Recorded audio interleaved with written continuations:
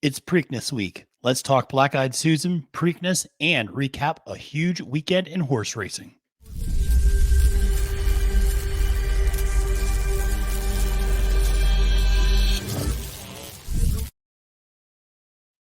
Salutations and welcome, friends. I'm your host of this episode of the Win Play Show. My name is Matthew DeSantis, and you can find me on Twitter at the handle at Failed to Menace. I appreciate you tuning into the Win Play Show, where we keep you up to date with all of the latest news on horse racing and handicapping. And make sure to press that subscribe button here on YouTube to join up and subscribe to Trust the Profits. Listen, we have over 10,000 subscribers now, huge threshold, and I cannot thank all of you enough for helping us get there. It is something that we do take very seriously here. We always want to make sure that we are giving you the best content out there when it comes to horse racing, handicapping, live betting, all aspects of horse racing news. So like I said, make sure to press that subscribe button. We're bringing on new people onto the network. Jessica Tugwell is a new addition to Trust the Profits. We're thrilled to have her. She's going to be doing a weekly show called The Pedigree Puzzle, looking and doing deep dives into individual horse pedigrees. Endlessly fascinating stuff. Great kind of bite-sized videos, 6-7 minutes long. Not going to talk your ear off like I do. Very succinct and to the point. Love Jessica's stuff. She's a great addition. We're thrilled to have her here on Trust the Profits. Now, make sure to like this video and comment below with what you either took away from this past weekend or what you're looking most forward to next week as we approach the Preakness, the Black-Eyed Susan. A lot of great stuff there. So, listen, it is about that time when we start talking about the Preakness, about the Black-Eyed Susan. And so let's talk a little bit about those two fields. And on Sunday, the Preakness in Pimlico drew the Black-Eyed Susan field. And I wanted to go over this field a little bit at the top of the show and kind of do a little bit of a sneak preview of this. Colin Sheehan and I also have a full field first look at the Black-Eyed Susan that's going to be coming out Monday afternoon. So make sure to check that video out as well. But listen, it's a 12-horse field, and I will be honest, it is pretty solid. I think a lot of people have said this is one of the better additions of the Black-Eyed Susan that we've seen in recent years. I think part of it is the presence of the number 9 horse, Feza, for Bob Baffert. Listen, Feza has won every single race she has entered. She is a perfect 5 for 5. She won every single Kentucky Oaks prep race out at Santa Anita. She was not allowed to enter the Kentucky Oaks because she was trained by Bob Baffert, who has that 2-year suspension just run out at Churchill Downs. As a result, she is coming to the Preakness. I think that gives a lot of cachet, a lot of name recognition, a little bit of juice to this conversation, a little bit of pizzazz to this conversation. She's a big name, and she was someone who I think a lot of people thought would be a serious Oaks contender. And what we had talked about was not necessarily an overwhelming Oaks field. Love Pretty Mischievous, love Gambling Girl. Those two are horses I really like a lot. And so credit to them. But it is interesting to see how, again, I think that that Kentucky Oaks, I should say, kind of did lack of maybe a little bit of star power. And Feza returns a little bit of that into this Black-Eyed Susan field. But listen, there's another really big name in this field, and that is, of course, Tom Amos's Hoosier Filly, who was at one point, I believe, 13-1 in Kentucky Derby futures. I want to say that again, Kentucky Derby futures. She was a filly that was very hot, and people were very high on after that goldenrod. Didn't really come together down at the fairgrounds this winter and spring. Some back-to-back poor performances. And now she's looking to rebound. She's coming off, has had a little bit of rest, has not run since that Fairground Oaks where she finished 4th that day to Pretty Mischievous. So if you're going to make an argument, go listen. Pretty Mischievous came back, won the Kentucky Oaks. That's the strongest circuit in the Oaks prep trail that we saw was down there with South Lawn, with Pretty Mischievous, and with others. And so if you want to make an argument for Hoosier Filly to say, listen, she's at least been running against the top competition, perhaps out there, top to bottom in the Philly 3-year-old crop. So maybe there's a shot there. I think another intriguing name people are going to be drawn to is Merlaza, the Brad Cox filly, who is coming off a victory in the Valley of Vapors at Belmont Park. She is a filly who lost her debut by a nose, just barely lost her debut by a nose, has come back and won every single race since then. Had a brilliant ride under Joel Rosario in that Valley of the Vapors at Oaklawn Park.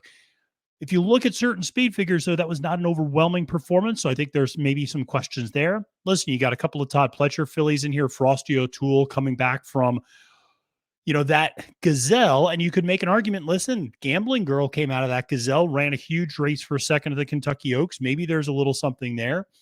Miracle was a horse that really kind of almost beat Pretty Mischievous 2 races back, then went back and was kind of unimpressive in that Florida Gulfstream Park Oaks, but has some talent, certainly. There's a little bit of pace in this race, I think. This is an exciting field. And I just talked to a friend before I started recording, and she's all in on Cats in the Timber. Now, granted, she's got 3 cats of her own, but she also made the point, listen, if I'm going to root for a filly, then I want to root for a filly that has a female trainer. So she's all in on the Brittany Russell train, and I don't blame you. Brittany's awesome. She's a great Mid-Atlantic trainer, somebody I always enjoy seeing around the track at Laurel when I go up there in Pimlico as well. So listen, it's a really intriguing field. I think another horse like Taxed, the Randy Morris horse, a lot of people are going to be interested in. This is a horse that just kind of finished behind wet paint on a couple of occasions at Oaklawn Park. Maybe just needs a dry, fast track. We'll see what the conditions are going to be on Friday. As of right now, it looks to be partly cloudy. There's a little bit of rain in the forecast for Saturday, but Black Eyed Susan Day looks pretty nice, and that's good because I have outdoor box seats. So I'm hoping the rain stays away just so my seats selfishly end up being okay. But listen, I'll be out there on the track at Pimlico on Friday. If any of you out there listening are going to be there at the track on Friday, hey, swing by, say hi. I'd love to see you. I'll be up in the, I guess, what is that? The second level box seats in the grandstand side. So make sure I'll be all around the track, though I'm always walking. I can't sit still. So listen, swing by, say hi. I'd love to see you, love to chat, and just, always love talking ponies with people that we get to meet in this sort of interaction through YouTube, through all of our engagement on social media. So like I said, I'll be out there Friday. We'll not be out there Saturday, but I'll be out there Friday for Black Eyed Susan Day. Excited for this one. But speaking of Saturday, let's talk about it, because we are pretty much so set on the Preakness field. Of course, the official Preakness draw is going to be taking place 5:30 p.m. Eastern Daylight Time at Pimlico, and you can find that on their Facebook page, actually on the Preakness Facebook page. So they're going to be drawing at 5 p.m. on Monday afternoon, but this is pretty well set. It seems like we know who the 9 horses are that are going to be in this race. There's not really a lot of debate here anymore. It's just a matter of where they're going to draw for this particular race. But you have Mage, Disarm, Red Route 1, First Mission, Perform, Coffee with Chris, Chase the Chaos, Blazing Sevens, and of course, National Treasure. This is an interesting field. It's not an overwhelming field, I don't think. I think the Black Eyed Susan field relative to the Kentucky Oaks is probably a little bit stronger than this field in comparison to the Kentucky Derby, certainly. So listen, Mage is going to have this set up in front of him. Obviously the public is going to be very enamored with betting on the Kentucky Derby favorite. He's going to get hammered at the windows, and I think rightfully so. He's a young horse. I've made some arguments for why he might have a legitimate shot at the Triple Crown, or at least go to Belmont with a legitimate shot at the Triple Crown, being able to win here at the Preakness. He is a horse that's lightly raced, still ascending, still getting better, still seems to be very fresh coming out of that Kentucky Derby and ready to go. So I like to see that. Andy Serling made a great point that a lot of times you see these Derby winners come back and sometimes run even a better race in the Preakness on 2 weeks rest. It's the Belmont that gets them 3 weeks later, but the Preakness sometimes can be that wow performance. He referenced Smarty Jones, great example. Probably Smarty Jones's greatest race was that Preakness. I was there in the infield. I saw Smarty for about 30 seconds as he ran by me, but I saw him. That was a pretty cool day in 2004. So listen, Mage has it in front of him for sure. When you look at a horse like Disarm for Steve Asmussen, when you look at a horse like First Mission for Brad Cox, I think that, First Mission in particular is going to be the biggest challenge, and it's probably going to be the second choice on the board. Blazing Sevens, listen, this is the move that Chad Brown made last year. We're gonna skip the Kentucky Derby. Last year he did it with early voting, pointed that horse towards the Preakness. This year he has Blazing Sevens doing the same thing, pointing him towards the Preakness. National Treasure, obviously coming out fresh from that Santa Anita Derby, and now back in the barn of Bob Baffert.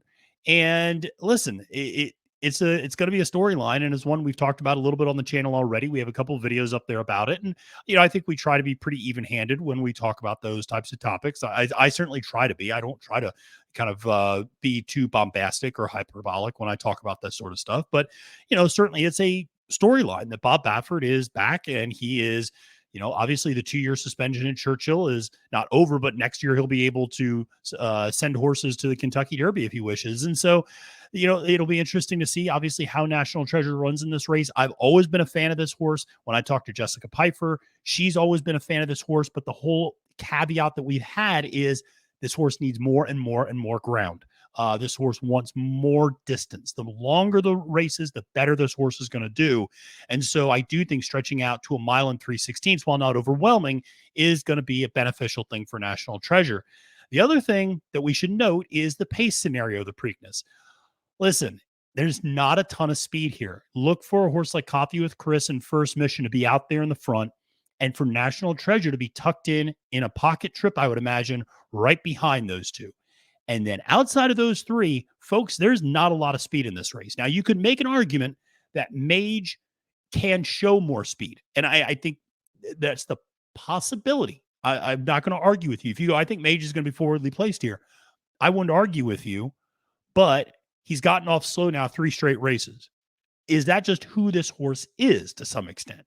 Now, he could go back to that form we saw in his maiden, where he wired the field. Maybe he does get out clean. Maybe he does flash that early speed, get up there in a mid-pack or stalking position. I think that would be very beneficial for him. I actually see him potentially sitting 4th or 5th, so I don't see him too far back at all in this scenario. Certainly not nearly as far back as he was in the Kentucky Derby. But then you look at the rest of this field, horses like Disarm, Blazing Sevens, Chase the Chaos. I have them, I think, particularly in the case of Blazing Sevens and Chase the Chaos, probably generously listed as mid-pack horses. I mean, they're a little bit more closer to closers, to be honest. And then Perform and Red Route 1 are closers. There's not a lot of speed in this race. And that's kind of a big deal to talk about, because we've already seen a little bit of a track bias at Pimlico in the first 3 days of their meet. On Friday, the 6 dirt races, 4 of the 6 winners on dirt basically were gate-to-wire winners. 2 of them, I think, sat in second, half length off the entire way, but they were very much so front-running efforts. On Saturday, 5 of the 9 dirt races, front-running efforts. Sunday, a little bit harder because there were some turf races that were taken off, but out of all the days, there were really only 2 legitimate closers that managed to win on the dirt.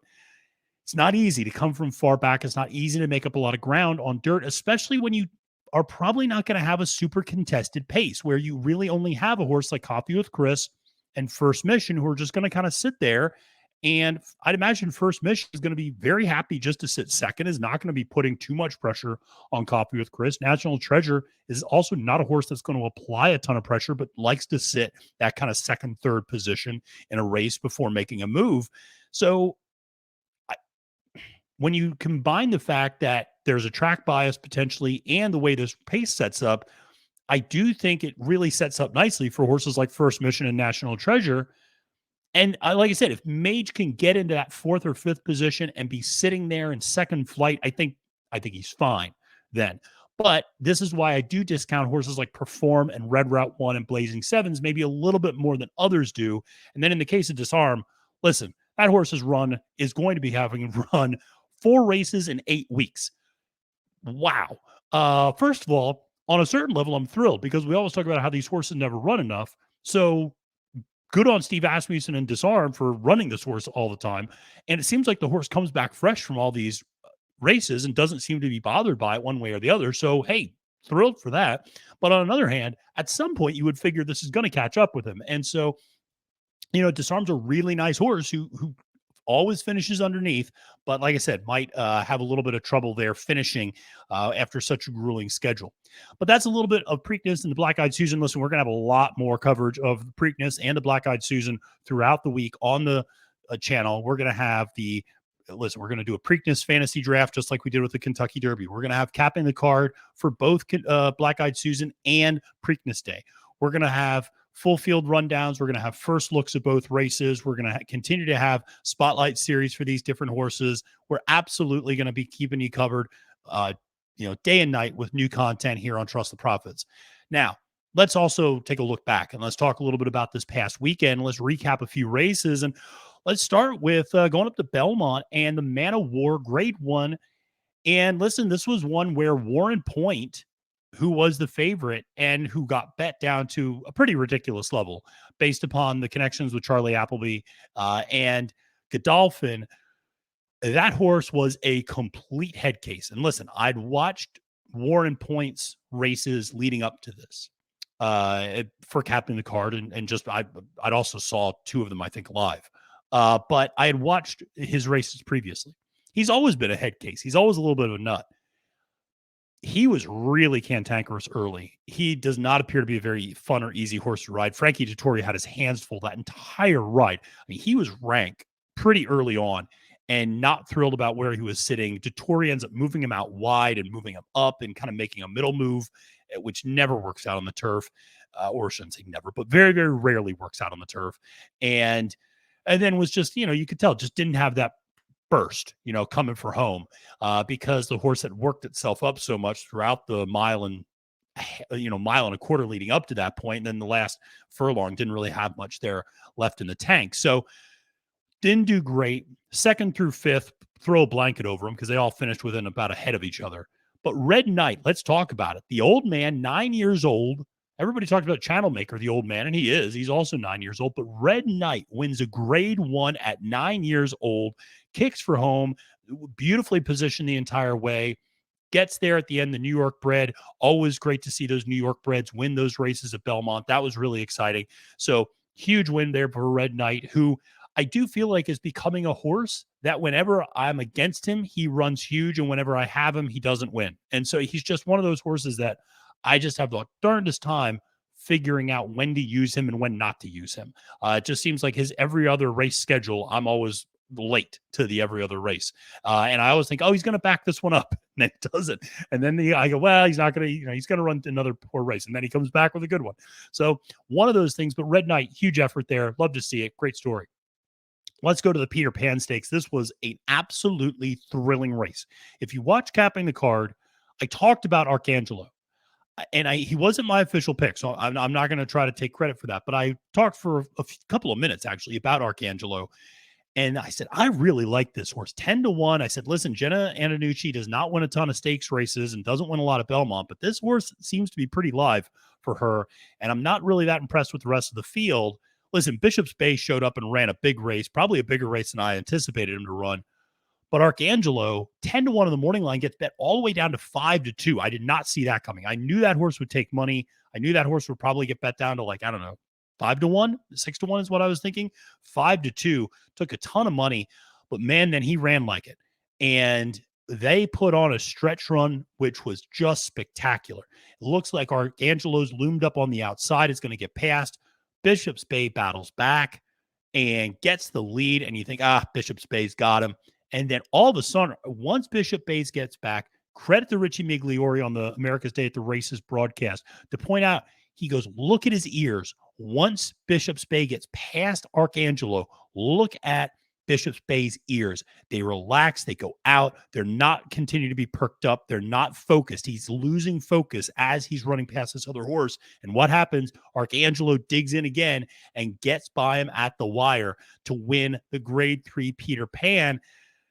Thrilling race. Absolutely thrilling race. Nobody else ran much of a lick in that race.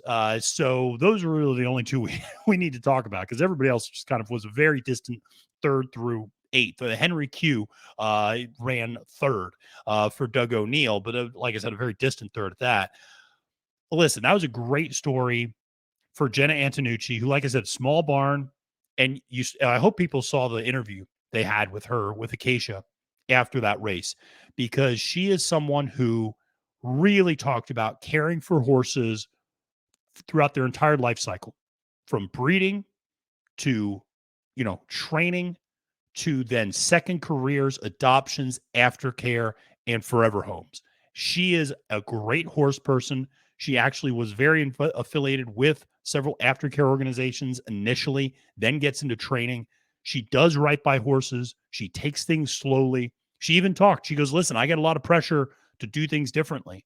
and to move things along a little bit more quickly. She goes, days like today allow me the ability to, to move at my own pace. Winning a grade 3 at the Belmont, that's a big deal. Winning the Peter Pan, that gives her that cachet to go, listen, let me do my thing with my horses. I know what's best for these animals. So you love to see someone like that win a race like the Peter Pan. Couldn't have been happier for Jenna Antonucci. Great for all the connections there. Arcangelo, I love this horse. And big fan of that effort. I don't know if he's going to go to the Belmont next. I know they were talking on the broadcast afterwards. I actually would not point him towards the Belmont. I get he has got a month to recover, but horses never come out of that Belmont. Rarely, I should say, anymore. In particular, come out of that Belmont with a lot of, with being feeling fresh. A horse like Essential Quality really was the abnormality recently. That he came out of that Belmont and then he went right up to the Jim Dandy and right up to the Travers and ran huge in both those races. So we'll see what's next for Arcangelo. I wouldn't be surprised if they just go straight to the Jim Dandy maybe and give this horse a little bit of a break. I wouldn't be surprised if they try to find something else for him, maybe in between, and then go to the Travers. But this horse has a future for sure in this 3-year-old crop. We talked about this is a wide open 3-year-old crop. Arcangelo absolutely put his name on it. 97 Beyer speed figure. That's going to get some people's attention. Not as big as obviously the 105 from Mage in the Kentucky Derby, but that's moving in the right direction for a horse that really had gone, 84 Beyer speed figure the previous race. Now comes back with a 97. That was a very real looking 97 too. That was a huge effort from Arcangelo there in the Peter Pan. So congrats to him and congrats to Jenna Antonucci. Also, exciting news out west, actually. Dr. Shivel. Remember Dr. Shivel, the great sprinter out in the West Coast? He's back. A lot of people probably thought he just retired. No, the doctor is back. And he went out and defeated a 3-horse allowance race. Listen, at Santa Anita, I can only do so much here. But he defeated a horse like CZ Rocket was in the race. He's a pretty decent horse for Peter Miller. But Dr. Shivel comes back and wins, records a 105 Beyer speed figure. And it has been announced that is a tune-up for his next race, which will be the True North Stakes, which is on June 10th at Belmont. So expect Dr. Shivel making that cross-country trip, going to be running in June at Belmont in the True North Stakes next.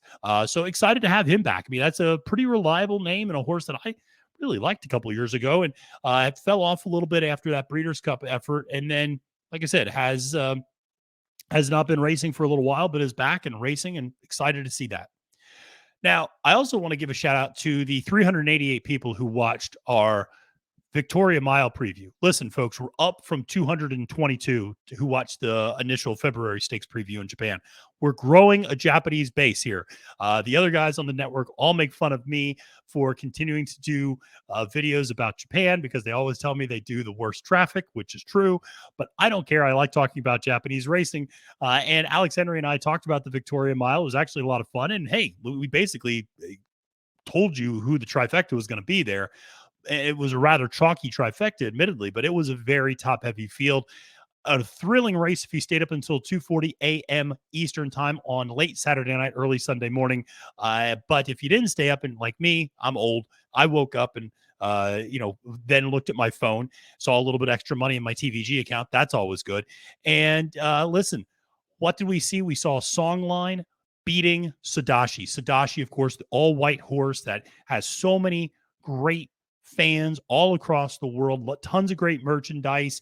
Sadashi, huge effort breaking from post 16 and obviously has to move over a bunch to save ground, but ultimately Sadashi just gets nabbed at the wire by Songline, who is a world traveling filly, world traveling mare who is really, like I said, just absolutely tremendous in her own right, has won all over the world, and gets that grade 1 Victoria Mile win over Sadashi. Stars on Earth, who is the co-favorite with Sadashi, comes running late, gets up for third. Super impressive race, really thrilling stretch run. Listen, if you don't watch Japanese racing, I that's your own prerogative. All I'll say is it's a really good time. First of all, you can watch them load horses effectively and efficiently, which is something that we really struggle to do in the United States. Second, like the transparency over there is just tremendous. Like they even release notes of like how horses are going to be ridden. And they in Hong Kong both do this. There's They do a lot of things the right way. So love seeing that. And thank you for tuning in. If you did tune in, I say that seriously, thank you for tuning into our Victoria Stakes preview. Now, listen, there's also some bad news that took place on the track, and there's no nice way to segue to this, but we did see another breakdown and another euthanization on Saturday, I should say, at Belmont, where the horse Reed Can broke down in the very first race at Belmont on Saturday. Really scary scene. Ruben Silvera falling off as well, and was alert and conscious, taken to a hotel or a hospital, is stable, but it just wasn't good. It happened in the stretch, and you could tell right away it was not going to be a good situation for the horse. And so ultimately the horse got vanned off and was euthanized. Very sad story. Obviously, we hate to see this. These things happen sadly in our sport, and obviously we try to do all we can to minimize that and try to make sure that these horses are as safe and protected as they possibly can be and are as sound as they possibly can be going into these races. So I'm sure that, the very difficult situation there for Belmont right to kick off the card. And like I said, just was not a good scene. I was watching live and just cringed right away. It just, sometimes when a horse falls, you go, okay, they're probably okay. And sometimes you can tell, well, they just clipped heels or just something, like that happened. And with that one, you knew right away it wasn't going to be good. So that was bad news. But I don't want to end the show on bad news. So there was good news. And the good news is, how great is Nate? That's not a question. That's the horse's name. How great is Nate? Now, how great is Nate has become a little bit of a source of fodder on our network, but we never reference his name. He is the horse who ditched his rider coming out of the gate in the Gotham. Now, when we talk about the Gotham, we always mention, there's crazy race. There's a wireless horse. It was a sloppy sealed track. There, all sorts of things. And how great is Nate that day ran one of the most hysterical races in the Gotham because, normally when a horse drops a rider, they do kind of run on the outside a lot of times, and an outrider can get them. What was amazing about how great is Nate is he approached it like a legitimate horse race, and he didn't even need the jockey. Like, he knew, I'm going to come down on the turn and save ground. I'm going to get on the inside rail. And so he was like very much so in the thick of things in that Gotham, which was just a wild race. But here's the good news. How great is Nate? Comes back, keeps his rider on, very important, keeps his rider on, and wins the Long Branch Stakes at Monmouth this Saturday. So great story there for how great is Nate after kind of an embarrassing, or not embarrassing for the horse, but after kind of obviously a misstep there in the Gotham, comes back, wins the Long Branch Stakes at Monmouth on Saturday, opening weekend there. And that was a lot of fun to see how great is Nate win that, and won it over some decent competition too. That was a nice little race. You had 90% Maddie in that race. You had Slip Mahoney in that race. Slip Mahoney actually scratched out of the Peter Pan to run there and still didn't win. 90% Maddie was coming off the second place effort in the Tessio last time out, who won that race. Perform, who's actually in the Preakness Stakes. So there were some nice horses in that race that how great is Nate beat. So, hey, good on the connections. Always glad to see that. I mean, obviously, I'm sure they were thrilled to have the horse in the Gotham. And then, it's all over before it even starts with, throwing the rider, but come back, win a nice stakes race. Nice little East consolation prize for how great is Nate.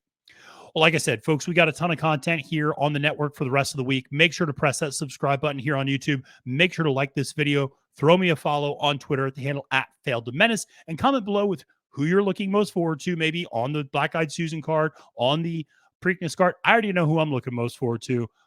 My boy, the Law Professor.